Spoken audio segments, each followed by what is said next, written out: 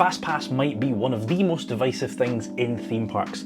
Some of you won't visit without one, and others think it's the worst thing since sliced bread. So I asked you for your thoughts, and honestly, the comments kind of exploded. Right, let's set the scene, shall we, before we get into the opinions here, because I've experienced most of the systems out there. You have places that have no FastPass whatsoever. That's parks like Europa-Park, Efteling, etc. You have parks where you can get FastPass one time on everything. You have parks where you can get unlimited FastPass and go as many times as you want. You have some where you have to book slots, whether it's a virtual queue or through that FastPass system. And then you have single shop. So there is a multitude of options out there. And well, we're going to touch on them as we go through your comments. Right, let's start with the argument for FastPass, shall we? This tends to be people who maybe are traveling internationally, won't be back anytime soon, one-day visitors, or just the park is really busy. And the first comment I've got here is from Jessica. I use them because I easily get overwhelmed in a queue and it helps me. I mean, that's part of the thing, right? Nobody watching this enjoys queuing. And for some people it is a little bit much. So yeah, it definitely can help in that scenario. I've got Kev here. Yes, I paid £140 at Cedar Point for FastPass Plus. Was 100% worth it. I mean, I can relate. I was at Cedar Point the day that Siren's Curse opened.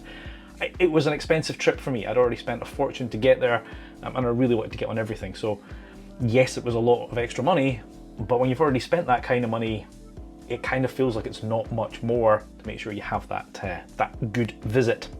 And I've got a comment here from Michael. I won't visit a park without one since typically only have one day at the park. Kind of just basically what I've just said there. If it is a park you're not going to get to, or you can't get back anytime soon, you want to maximize it. Greg says, if I'm at an American park for one day, if it's busy and I don't know when I'll be back, then I'm going for it. That's what we've said already. Or if I'll also get it if I'm in a Spanish park where the operations suck. We will get on to operations later on because that is a key consideration. And then I've got a message here from Dave. Fast Track is okay if you only have limited amount of time in the park, such as if you're on a long journey back home and you have to leave the park early. There's a recurring theme here, right? There's definitely an argument for Fast Track in certain scenarios. Next one here, I think as long as parks keep control of how many they sell each day, it's a good idea. I don't know anyone who likes the queues, even if we are British. I mean, you're not wrong, nobody likes to stand in a queue. And next one, yes, especially if park operations are woeful and you're on a time limit. You'll see this come up a lot. Definitely operations play a huge part in this argument. For some people, FastPass is all about luxury and it's making as much of the day as possible. So then you've got the opposite argument, which is people who think it is the worst idea possible. Now, typically FastPass in most cases will slow down the standby line. It's a psychological impact on the number of guests in the standby queue. It creates this two-tier system and it can price families out of having a good day. So first comment here I've got from Martin. Rich people shouldn't get to skip the queue. It creates a sense of entitlement and creates a class divide. I mean, I see your point. It's definitely one way to look at it. I mean, I'm guilty of it. I have paid for it, full transparency. I've done it before for the reasons I've mentioned already. Jake says, I think it's one of the worst things for guest experience to happen to parks, but it's a license to print money too. That's an interesting point, and we will get onto that as well, is how these FastPass systems are managed and whether they actually do add value or just make things worse. Gareth says, it creates a two-tier park. Society is unequal enough as it is. I mean, you're not wrong. There's plenty of examples in society where there is this kind of tier system. And this definitely plays into that one. Michelle says, I don't begrudge someone paying more money for a faster ride. What grinds my gears is a business overselling them to the point where general operations are overly affected. Again, there's a recurring theme here as well. There are some people who don't mind the system. They may not use it personally, but if it's done responsibly, it's fine. It's when it is kind of abused that it becomes a problem. Next one here, scrap it. It makes me feel like a second-class citizen when you're in a 2-hour queue and someone just walks straight on past in the FastPass. Not a good feeling. Well, I've been on both sides of that fence. I have been in the standby queue and watched people walk past. I have been the person walking past, and you feel kind of guilty for doing it. So I completely agree with that comment. No FastPass. Everyone should have the same theme park experience. Why should the rich get on the rides quicker? Yes, I get that. We'll probably cover this later on, but there's plenty of examples of other things in life where you pay a bit more for a different experience. I'm not saying that's a right or a wrong thing, but it's not exclusive to theme parks.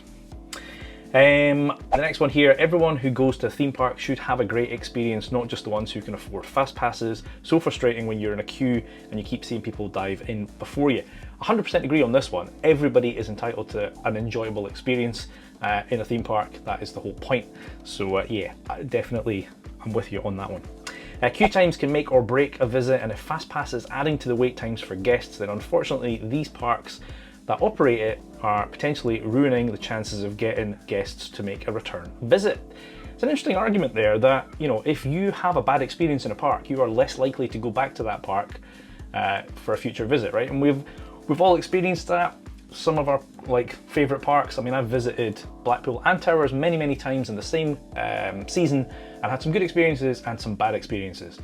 Now, as a regular visitor and a season pass holder, I kind of can let that slide because I've had the other side of the coin, as it were. But if you are a family who visits once a year or once every couple of years and your visit is terrible, you are not going to be in a rush to go back to that park. And if FastPass adds to that frustration because it's slowing down the main queue, then yeah, they're definitely impacting their bottom line. Right, so that brings us to this operations argument. Is FastPass actually solving a problem, or is it creating a problem? The first comment here I've got is FastPass lines are a telltale sign that the park is accommodating too many visitors for its capacity. There can definitely be an issue with FastPass kind of masking a problem, but also causing a problem at the same time. Next one here, the operations should be good enough that fast passes aren't necessary. I completely agree with that on the grounds I've visited Europa-Park recently. I think roughly when this video comes out, I will be on a plane going to Efteling, who also don't have FastPass.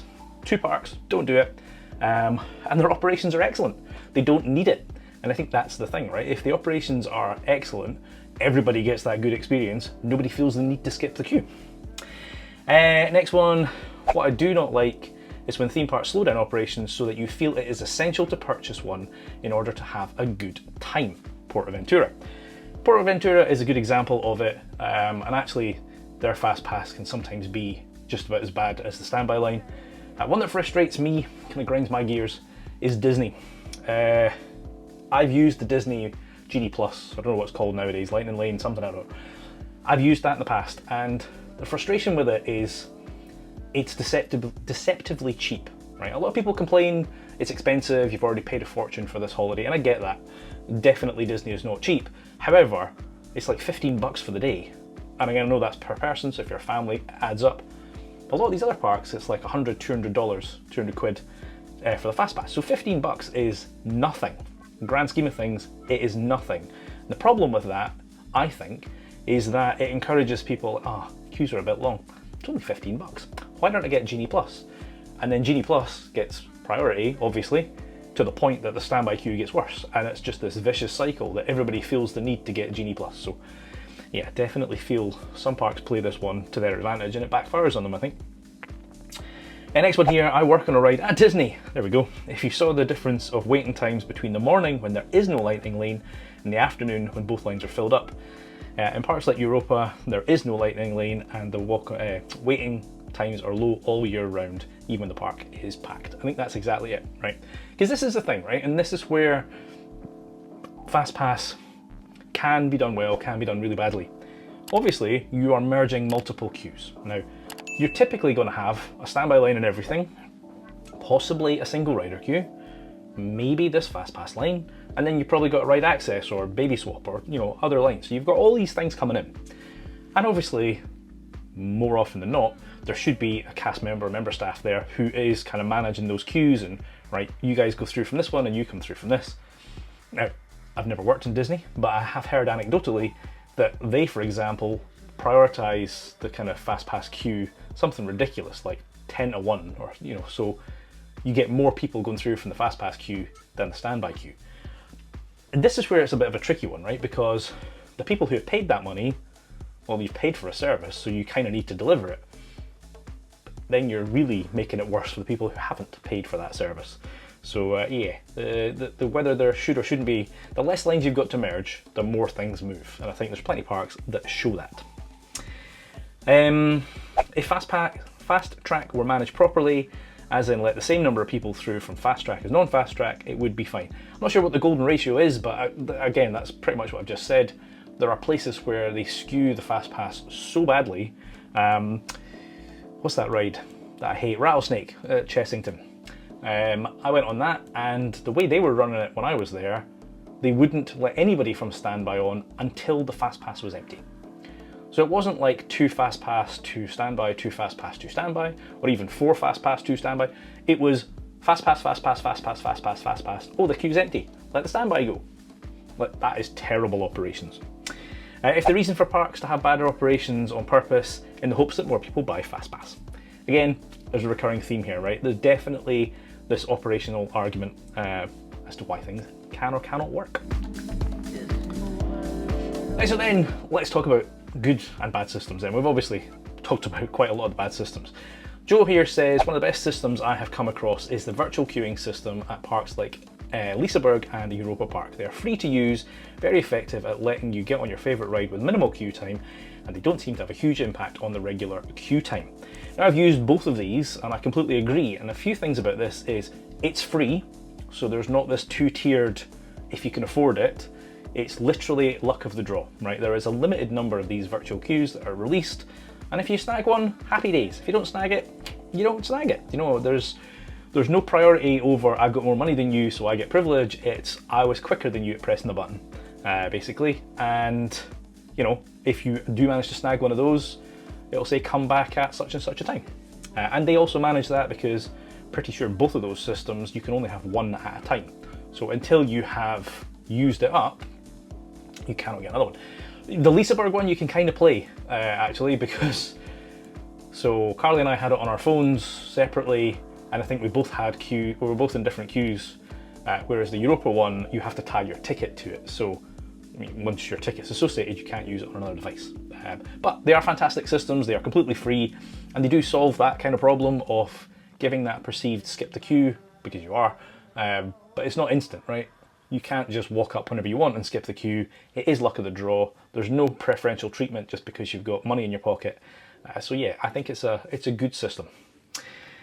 Somebody else, Europa-Park and Efteling all the way. I think that's probably more in reference to the fact they don't have an explicit fast track, so therefore there's less queues to manage. Places like Merlin do it poorly, yet places like Phantasialand and Energylandia, it works because they do it responsibly, therefore not affecting the main queue. Plus you're straight on, which is the idea. Buy one at Thorpe Park and you can still be waiting 20 to 30 minutes. I think that's also a thing that if you have paid that money, and I've been in this situation, and the FastPass isn't moving quickly, well, that also sucks, right? PortAventura is a terrible example, or brilliant example, of how terribly they do it. That they basically, as I say, like you go on something like Furious Baco, that FastPass queue can be massive. So it's not a FastPass queue at all. It may be faster, but still not fast. And you know, if you're paying that money, you kind of expect that premium kind of experience, and then you just don't get it. Glenn, they serve a purpose, but only if you limit the number sold. Otherwise, the regular line suffers, and so does the FastPass lines if they sell too many. Again, we've seen this from many people saying the same thing. There are parks who have a finite number of these, and then they sell out, right? Believe it or not, Towers is one of them, because I visited, I can't remember when it was this season, maybe it was Fright Night, not Fright Night, Scarefest, and it was sold out, so I could not, or maybe it was Fireworks, can't remember. Anyway, I couldn't, you could get one shot fast track, but you couldn't get the kind of package fast track. So there is a limit. I'm not saying the limit is right, maybe it is still too high, but there are other parks, like PortAventura, that don't appear to have a cap at all, and they just keep on going and selling it, and eventually it just gets to the point where it just doesn't work. Next one here, definitely keep it, but they can be stupid expensive. If you're paying big dough for it, you should be skipping the whole line and not just up to the merge point. So here's the thing, right? There's two things I think would work. One is no FastPass at all, right? We've seen examples of that, we've discussed it already. Europa-Park is a good example, and Efteling, and it works well, right? If your operations are stellar, and both of those parks have great operations, then you do not need a FastPass system. I think if you are going to have a FastPass system, I'm probably going to use something like Universal as a good example. I've used that one as well, Now, in my case, when I used it 4 or 5 years ago, I was staying on site in a hotel that included FastPass. And that's actually one thing, if you're ever going over to Florida, Universal, sometimes it's cheaper to stay in that hotel, because if you stay in one of their expensive hotels, every member in that room gets unlimited FastPass. Now, the rooms aren't cheap, but the difference between that and a normal room is probably less than you would pay on the FastPass. So one thing to consider, as I say, it's not cheap. I've used it and it's fantastic. That is a true walk up to any line whenever you want and pretty much straight on. I think that kind of works because it does have that premium. When I was there on my last trip with Carly, it was something like $200 for the day. And much though I wanted to skip the queue, I didn't really want to be spending $200. So it kind of puts a lot of people off. And those who are happy to pay it, well, there's a smaller number of them, right? You're certainly not going to find a family of 5 going $1,000 on FastPass, no problem. That's pretty rare, right? So I think if it is pretty highly priced, they manage that, right? I think everybody wins in that scenario because the parks still get their money. Sure, they're selling less of them, but they're making more money per ticket. And because they're so expensive, less people take advantage of it, and therefore it has less impact on the main queue. So I think that's another system that works. I think ultimately though, there is never going to be a right or wrong answer to this. And none of you are right or wrong in this, it's all just personal opinions. But I would still like to hear yours. If you didn't get involved in the Facebook post or the YouTube community post, let me know in the comments what you think about this one, because it's definitely a heated topic. And please, let's respect each other in the comments. As I say, there's no right or wrong answer to this one. As always, I've been Chris, you've been watching Coaster Dad, and I'll see you in the next one. Adios.